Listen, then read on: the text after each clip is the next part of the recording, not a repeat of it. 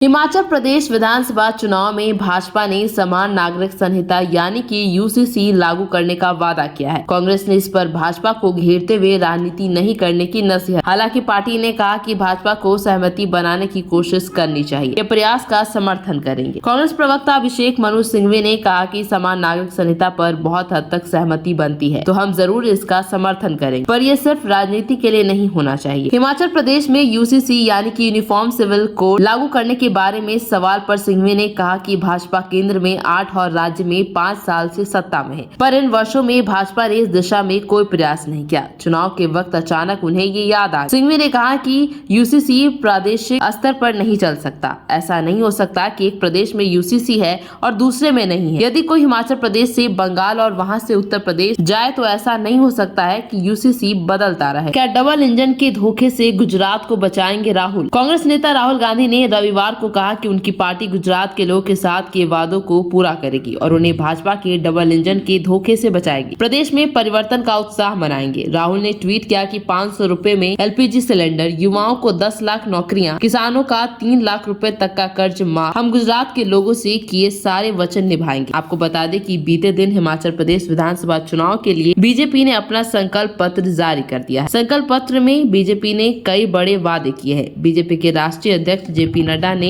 शिमला में हिमाचल प्रदेश विधानसभा चुनाव के लिए पार्टी का घोषणा पत्र जारी किया। इस मौके पर सीएम जयराम ठाकुर, प्रदेश पार्टी अध्यक्ष सुरेश कश्यप और केंद्रीय मंत्री अनुराग ठाकुर समेत अन्य नेता मौजूद रहे। जेपी नड्डा ने कहा कि कॉमन सिविल कोड को लागू करने के लिए कमेटी बनाई जाएगी। जेपी नड्डा ने कहा कि संकल्प पत्र में 11 वचन हैं। ये वादे समाज में समानता लाएंगे। ये वादे हमारे नौजवानों और किसानों को ताकत देंगे, बागवानी को मजबूती देंगे, सरकारी कर्मचारियों को न्याय दिलाएंगे और धार्मिक पर्यटन को आगे बढ़ाएंगे। बीजेपी के राष्ट्रीय अध्यक्ष जेपी नड्डा ने कहा कि हम 8 लाख से अधिक रोजगार के अवसर बढ़ाएंगे। हम सुनिश्चित करेंगे कि अगले 5 साल में पीएमजीएसवाई के तहत सभी गाँव पक्के सड़कों के साथ जुड़ जाए। अगले 10 सालों में धार्मिक स्थानों के आसपास आधारभूत संरचना और परिवहन को विकसित करने के लिए शक्ति योजना लागू होगी। इतना ही नहीं, जेपी नड्डा ने यह भी कहा कि हमारे किसान भाई सेब के पैकेजिंग में जो सामग्री इस्तेमाल करते हैं उसके लिए जीएसटी 12% होगी और अतिरिक्त जीएसटी राज्य सरकार वहन करेगी। हम राज्य में 5 नए मेडिकल कॉलेज खोलेंगे। बीजेपी के राष्ट्रीय अध्यक्ष जेपी नड्डा ने कहा कि हिमाचल प्रदेश के सशक्तिकरण के लिए काम किया। 28 लाख परिवारों को प्रधानमंत्री गरीब कल्याण अन्न योजना से जोड़ा और 2 लाख परिवारों को हमने स्वच्छता से